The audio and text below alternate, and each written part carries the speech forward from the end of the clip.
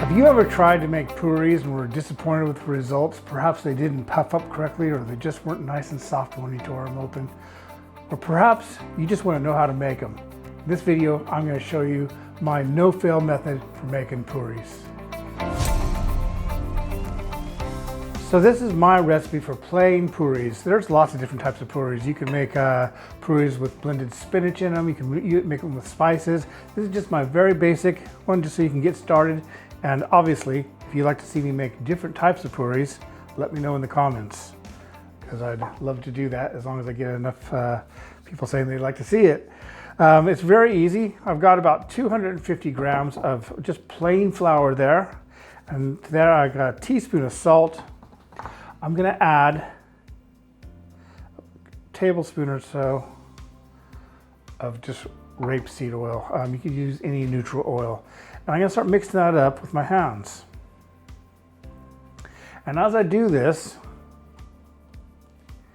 it's going to start getting kind of crumbly. And that's when I'm gonna start adding the water. Now here I've got 150 milliliters of water. And I might need it all, I might need a little bit more, we'll see, because different flours are different. But I'll show you what you're looking for anyway, so that you don't have any issues with your puris being absolutely perfect. Okay, so I'm gonna take a little bit of water, I'm gonna start drizzling about half of it in. To that, I'll just start mixing that up with my hand. And what we're aiming for here is a very firm dough. A lot of people make the mistake where they make the dough, but they make it too soft, like you would a naan or something like that. And that's not what we want here. Too soft of dough and your puris just plain are not going to puff up. So as you can see, I've got still quite a lot of flour in there. So I'm gonna add a little bit more water. And we'll just keep moving this around in the bowl, sweeping up the flour as I do.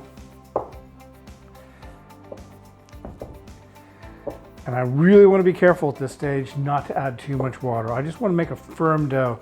And you'll know when it's ready, because you won't have any flour. See, I got some flour in my bowl still. It'll just sweep it up when you have enough water in there. So I'm just gonna add a little bit more. And I've used a glass bowl here today so you can see just how clean it becomes when you add just the right amount of water. Because when you got the right amount of water, you should be able to just sweep it up off the sides of your bowl, just like that, and you'll start kneading it. At this stage, I want to start kneading this dough for about 5 to 7 minutes, and that's just gonna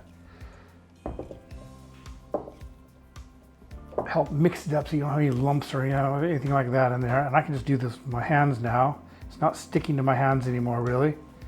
And I'm just going to go ahead and keep kneading it like this. And I'm not going to make you watch me do this for 5 to 7 minutes. So we'll just come back when I've got the ball ready. So I've been kneading this now for about 5 minutes. And as you can see, it's turning into a nice ball. What I'm doing is I'm pushing the bottom up,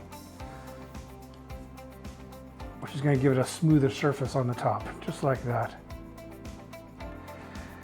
And then I'm just going to close it up just like this.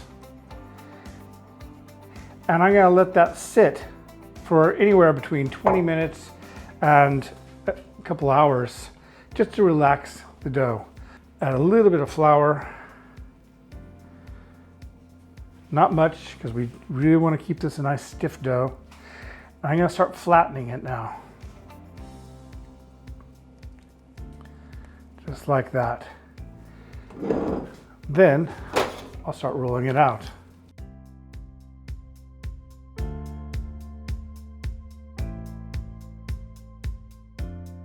And don't rush this, it's important. You don't want it to be too thin, because if it's too thin, they won't puff up. They need to have some kind of a thickness for them to actually puff up.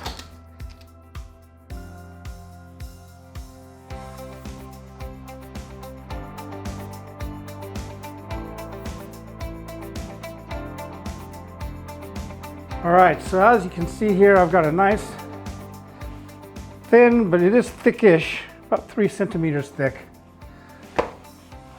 dough sheet.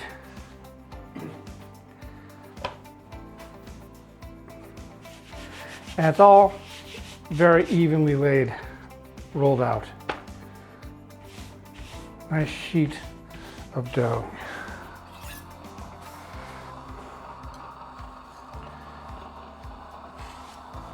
You want them to be really round. Now you might have seen some people take little bits of dough, about that big, and just roll them out until round.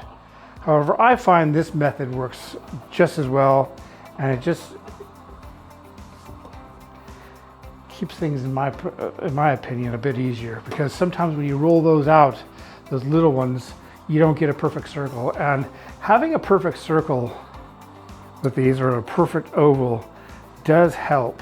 You know, if they're stretched out and they're not the right shape, it can make things difficult. So I've got that. I'm gonna just show this to you right now too. Just how thick that is. Not sure if you can see that or not, but it's a little bit thicker than I would say, than a tortilla really. Just a tiny bit thicker, and that's really what you're aiming for. You don't want it too thin, like I say, otherwise they just won't puff up. There's nothing in them to puff up.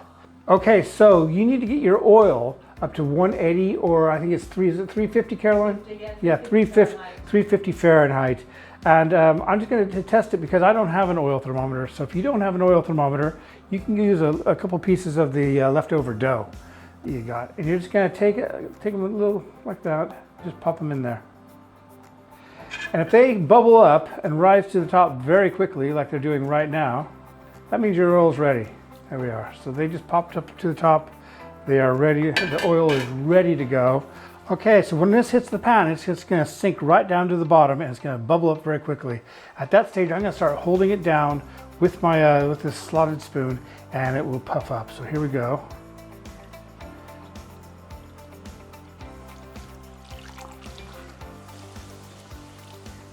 There you go. It's just floating right on the top. Look at that. So that's what we want to do. Nice, big, fluffy pocket there. Absolutely perfect. I usually cook these one at a time. If you have a really big pan, you could do that as well. I'm gonna go ahead and pour that one in there, but look at that. If you want it a little darker, you can do that too. You just have to let it brown in the oil, flipping it about a little bit. But I wouldn't do it too much, because you want it nice and light, kind of golden brown. But also, you want it to be soft when you tear it open. That's looking really nice now. That over here, got another one here, so just put that in, start holding it down.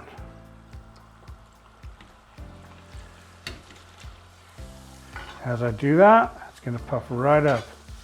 There we are. They won't all be perfect, but they'll be good. Yeah, that's looking nice. Nice and puffy. And we'll put another one in there as well.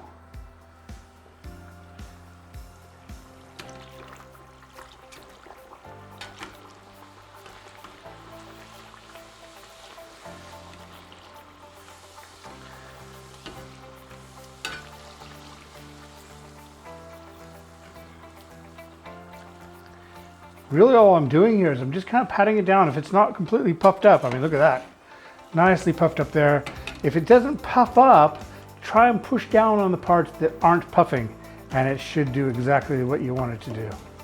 So that's going to be a nice one there. It's kind of lightly brown there on the top there. I think I'm just going to leave it as it is. Very nice. There we are. Okay, so let's tear into these then. I've got my slightly darker ones here, and then these beautiful, crisp, light ones. I'm just gonna go ahead and give some of that. Look at that. Just falls apart. It's just so fluffy and nice. Give this a try.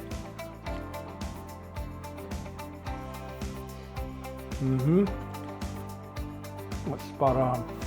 You can use this just a dip in your favorite dip. Use them with Puri, like prawn Puris. Very good. So easy to make. If you absolutely had to buy the Puries in the freezer section, you could do that, but they're easy to roll out. Give this a try soon. You're gonna love it.